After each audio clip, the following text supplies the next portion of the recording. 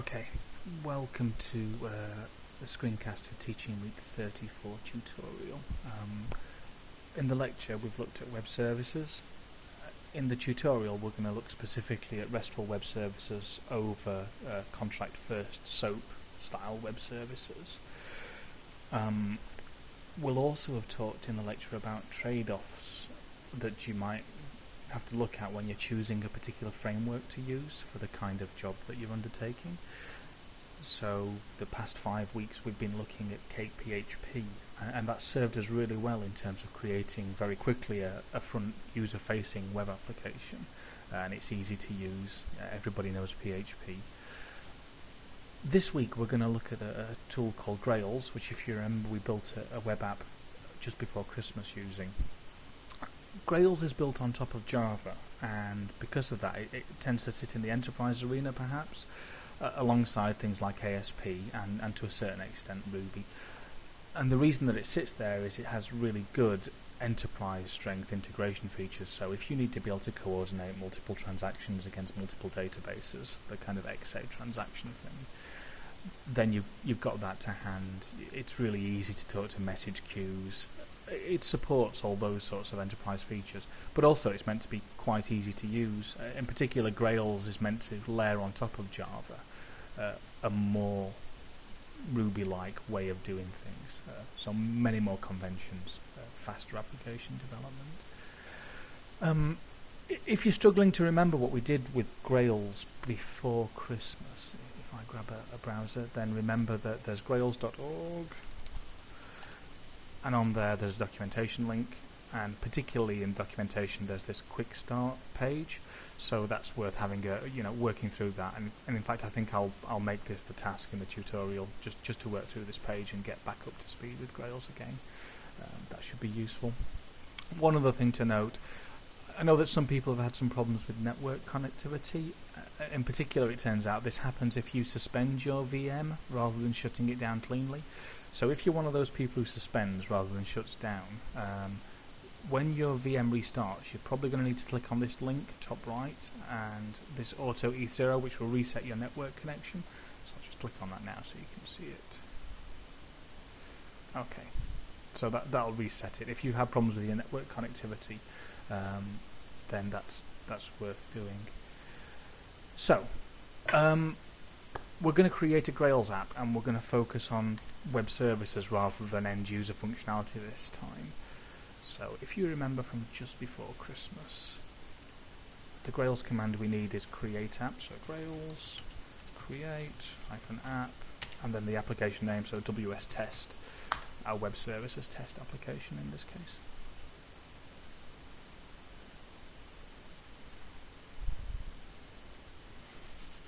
Okay, Grails has created an application for us. If we go into the WS test directory, we'll see our Grails app there. One thing to just note: unlike Cake, although Cake can be deployed in lots of different ways, and this isn't necessarily the case, for the way that we used it, we unpacked Cake and then we merged our own files with the Cake distribution, which is not entirely ideal from a configuration management point of view. With Grails, everything you see in this directory is part of the application, and everything in this directory can be checked in. So it's a little bit easier in terms of checking our code into a service like Git, where we want to manage the versioning. So it's quite nice in that regard. Once we're in the root of the application, we can use some other Grails commands. In particular, Grails create controller. So we're going to create a student controller, and we're going to model this app around the example we've been using all semester, which is this student placement management system. So we're going to create a controller called student. Try to bear in mind with this that look at the kind of archetype, try to understand the commonalities between Grails and PHP Cake. Essentially it's all the same, you're just learning a slightly different syntax, a slightly different directory layout. Don't get hung up on the differences. Okay, try to just take it in your stride. Use the web as a reference source when you're not sure what to do, and you should be able to just steam through this without any problems at all. So it's created that controller for us and some unit tests as well. We don't need to worry too much about that at this stage.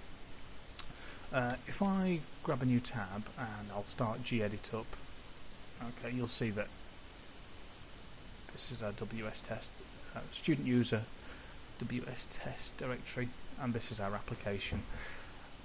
A couple of things we need to do. If we go into Grails app conf, there's a config.groovy file, which is the same as the config file in Cake in terms of its function. Obviously the syntax is different. Two things we need to do. By default, Grails only uses extensions to do content type negotiation. So if you remember last week, we talked about what makes a good cool URI and why we don't want URIs that end in things like .php or .asp or .jsp, because we'd like to reserve that space for doing explicit content negotiation. The other way of requesting pages is by using the HTTP headers. And that's quite an important thing to support, but by default Grails says no, I'm just going to use the extensions on the URLs to do content type negotiation. We'd like to enable the accept header, so we're going to go into the config file and change this Grails mime use accept header setting to be true. Okay, and while we're in this file, it'd be nice to be able to do some debug, so I'm just going to add a line that will enable some debug. So debug. And the Grails default package for all packages. Pardon me. I can find it. I think it's grails.app, but I'll make sure. Yeah, grails.app. Okay, that'll enable debugging in all the files that we create. That's useful. So if we close down the conf directory, as you can see, like Cake, we've got our controllers folder and we've got a views folder. That's useful. So controllers, WS test is the package name, and there's the controller we've created. You can see it's got an index method, so exactly the same as Cake PHP. Okay, this is the method that gets executed by default when we go to the /student controller. So if I go back here, look, I need to run the application first. So the command is grails run-app. So an interesting thing about this as well is that Grails run app gives us a very quick way to run the application, but it's also got commands that will package up deployable units for us, and that's really useful in an enterprise setting as well, because it means we can build our app, build a .war file, which is a deployable unit that we hand over to some operations person who will then deal with installing it for us. So it's not like we're just unpacking some files in a web server and we need access to the web server. It actually gives us an artifact that we can hand over to someone else and say, that's version 1, which is quite useful in that kind of enterprise setting. Just wait for Grails to run the app. Yep, okay, it's come back, said server running, browse to this URI. So we'll go there. If we paste it in. Small delay while it compiles the JSP files the first time through. This is a Grails default front page. Not going to go through how you edit this, it's trivial, it's just a file. But it's listed our available controllers. Excuse me. So this is our student controller, we'll click on that. And it's come back and said no view for the index action. So if we go and have a quick look, this is the method that's been executed, the index action. And if we go to our views folder, student controller, it's empty, and exactly the same as Cake, the convention is to have a view name the same as the method from the controller. So a new file, index, and we use the extension for the particular framework. So the extension here is GSP for Groovy server page.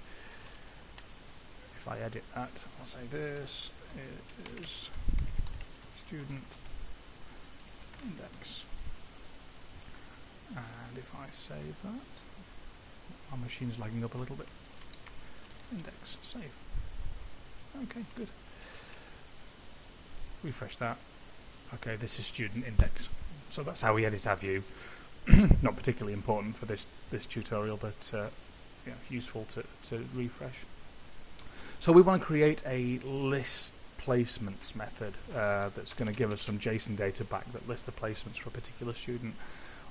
What I'm going to do in this case is to mock up the data. So the important thing here is the requesting JSON data, not necessarily the data that's coming behind it. So we'll just make some pretend data up. We'll define a new method in our controller. So def list placements.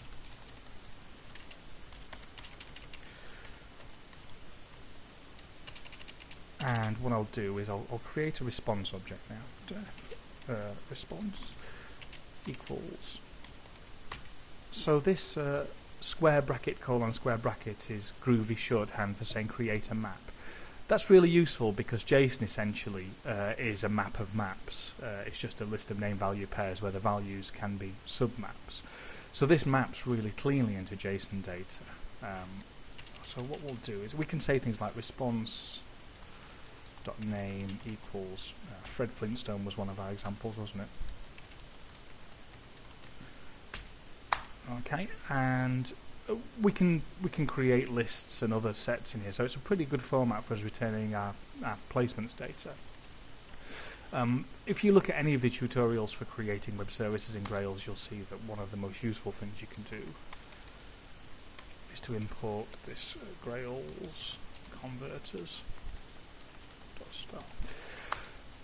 One of the ways that Grails helps most is if you want to return XML data, for example, in a Cake application, you'll probably end up creating a view file that knows how to render your model as XML data, so the right tags to use. Grails gives us some slightly more helpful converters that we can use in the initial stages of development, and what they will do is automatically convert structures like this map structure into XML and JSON, so we can return XML and JSON without putting a lot of effort in. At some point we'll probably need to improve those structures, but to get us started it's very useful. In particular, when we import that converters thing, we get some extra commands in here, so we can say with format, and this command lets us list all the different formats that we want to respond to and how we'd like to respond to them. So the first thing we need to do obviously is say HTML. Okay, and then we tell it what we want to do, and actually with HTML we want to behave exactly the way we did before. So we'll say the result of asking for HTML is to return this response object, and then it will use Grails normal routing, so it'll go and look for an appropriate layout. So it'll look in this case for a list placements layout, or view rather, in the student views package. So that's exactly as it was before. The thing which we're really interested in is JSON. And what we want to do here is to execute a subcommand, if you like, which is to render response as JSON.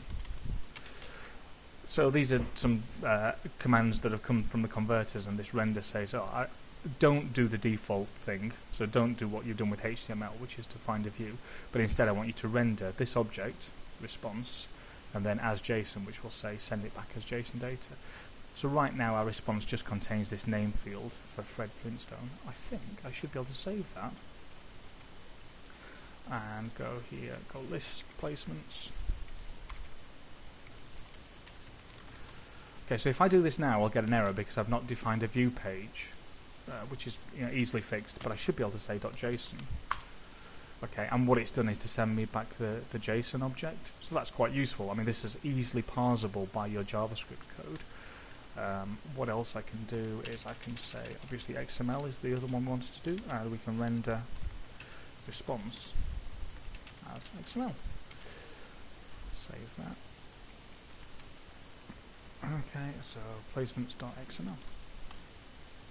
Okay, what's happened here is that Chrome has rendered the XML in a more human readable format for us. So if I do view page source, I'll see that what I've actually got back is some XML. That the mapping is obviously very simple, and it said map entry, key is name, so that's when we said response.name equals, and then the value is Fred Flintstone. But it's not bad as a start. So this is, I mean, perhaps the thing to do is to look at a more in-depth structure. So I can say response, since this was list placements, equals, so we're going to say the placements part of the response is an array, and I can say response placements add to add a new structure. And again, we'll use this Groovy map syntax to make it very easy to add things, and we'll say company name is ABC Development, and job title is Programmer.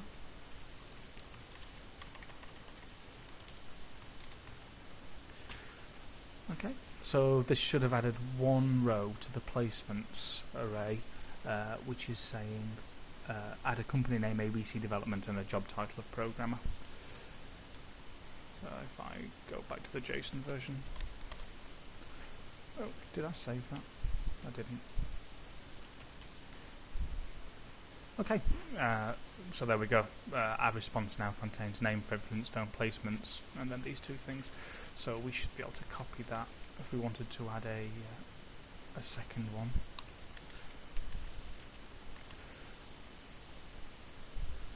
Okay, so we'll add a DBA job at the same company.